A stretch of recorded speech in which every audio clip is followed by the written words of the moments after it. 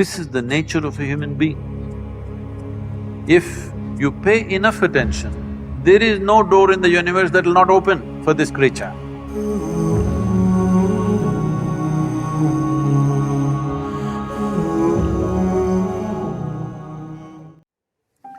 I know money is important, but money doesn't come because you desire money. It comes because you do something well. Instead of going on thinking about how much money you want to earn, if you look at what you want to create, and if what you create is truly worthwhile, money will happen. This idea, see for example, right now the modern examples, there are Narayan Murthis, there are Zuckerbergers, there are all these people. These people didn't bother about money. These people bothered about creating something. Because what they created was valuable to everybody, money naturally comes in. And above all, if you are creating what you value, if you are creating what you see as an immense value to everybody's life, you have the joy of creating it. How much money depends upon times. These are all these huge, massive successes like the Facebook or the Infosys or whatever else, these have ridden on a certain time. It is a historical thing. At certain time, certain technologies, certain breakthroughs allow these things to happen.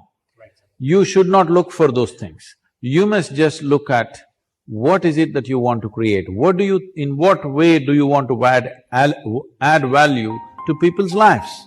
If you're really offering something of great value to people's lives, why do you have to count the money?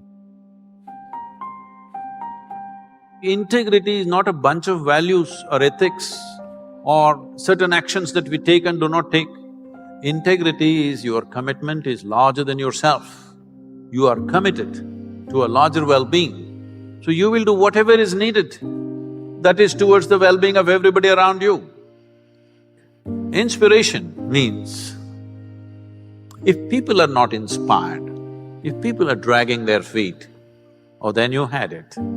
If you have to be an inspiration among 10 people or 100 people or 1,000 people, the important thing is you're burning with intensity. Insight means, see, once you acquire a leadership position, you must work to sharpen your vision so that if you're sitting up there, when people look up to you, everything that you see is of a little more insight than what they see. So these three are most basic ingredients: integrity, inspiration and insight. Without this, there's no leadership. Leadership is not a position that you take. Leadership is an impression that you've made on other people. Money is just a means, isn't it? Man is not obsessed with money. Man is obsessed with what money can buy, isn't it? It is the empowerment that the money brings, which people want. It's not the money that they want, the empowerment that the money gives you, isn't it? The access and the freedom that it gives you with the physical world, which people want. So, money is not the thing. Money as a means, yes. So is something wrong with money? What's wrong? We created it, isn't it? Otherwise we could have still continued our transaction in barter system. So, it is just a means. Is something right or wrong about it? Nothing right or wrong about it. If money is in your pocket, it makes your life easy and comfortable. Because you have some money in your pocket, you're sitting here today thinking of inner development and things. Because there's little money in your pocket, this much freedom, isn't it so? There's no money at all in your pocket, this wouldn't be possible. So nothing wrong with money. Money in your pocket is good. If it stays in the pocket, if it enters your head, it becomes a perversion. For most people, it's entered their head and it's become a perversion. Keep the money in your pocket, makes life easy and good. You can sit and meditate. So money in the pocket is very good. Money in your head, that's a perversion which will destroy you.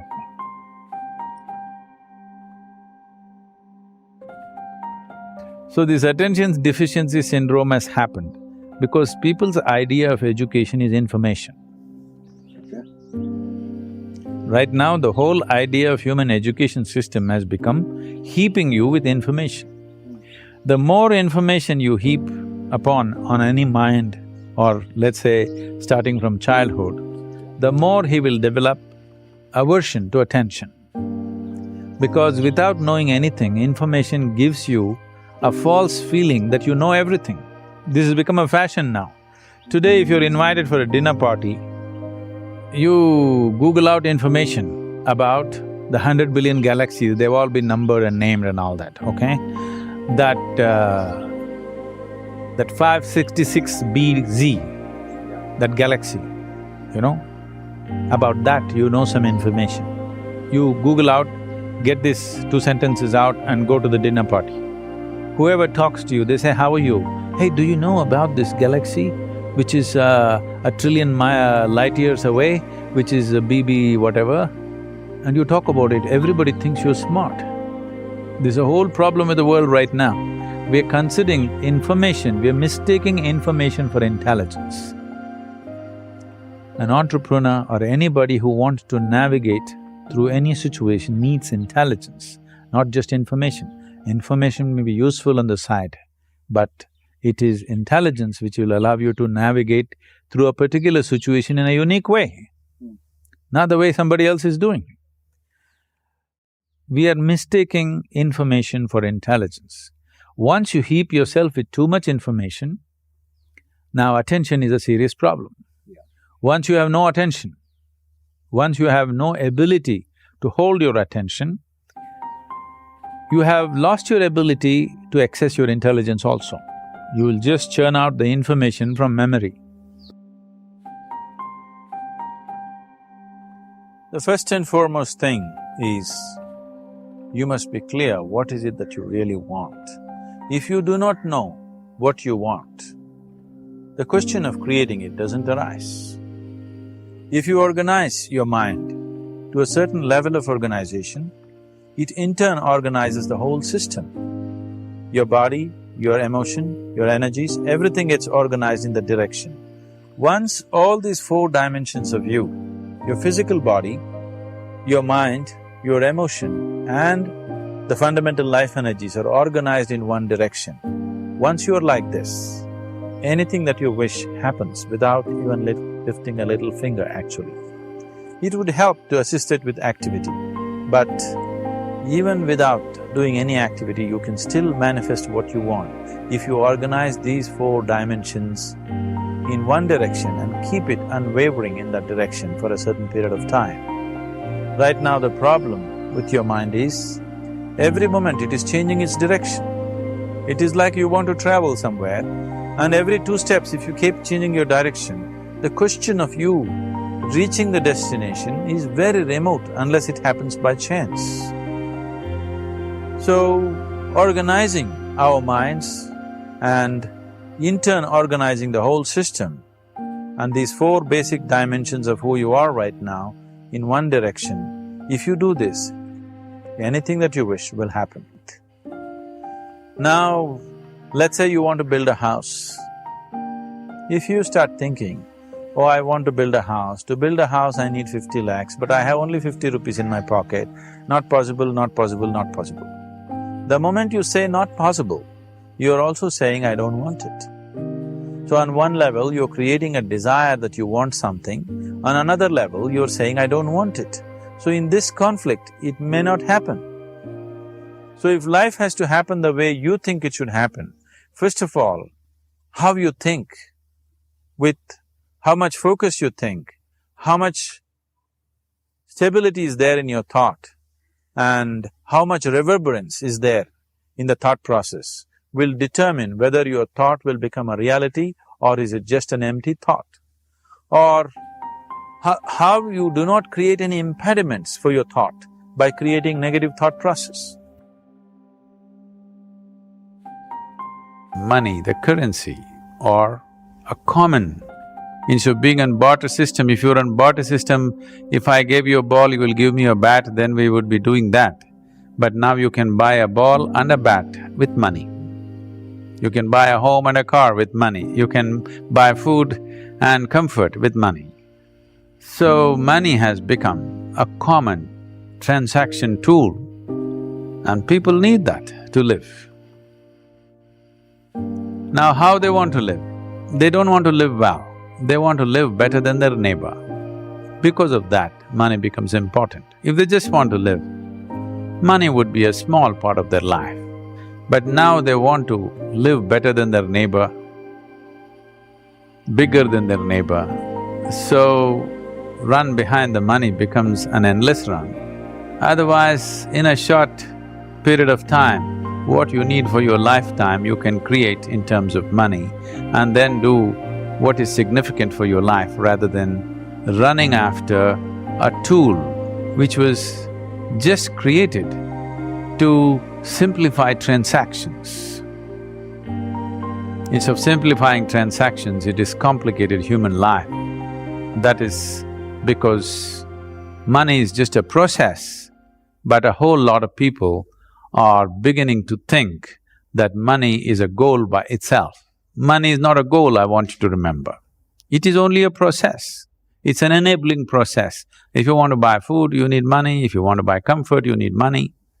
But now, you're trying to buy a life with money, you will not succeed, for sure.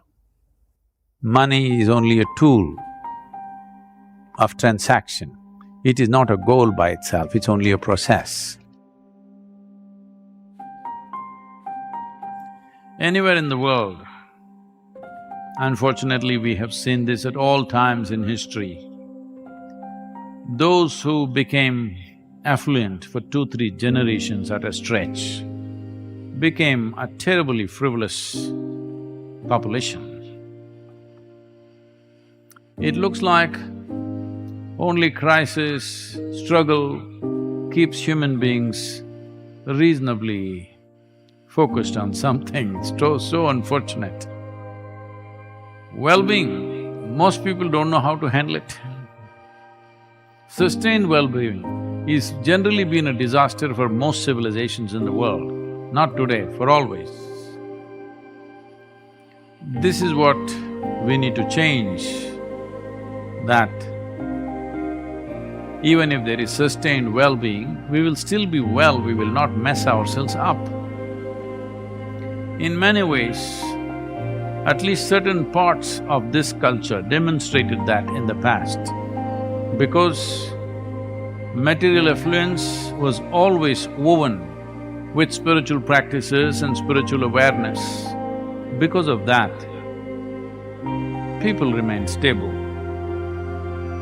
Only now it is changing in this generation, otherwise just 25-30 years ago, if you went to places where the richest people are meeting in this country, you would see the men were always in whites, simple whites.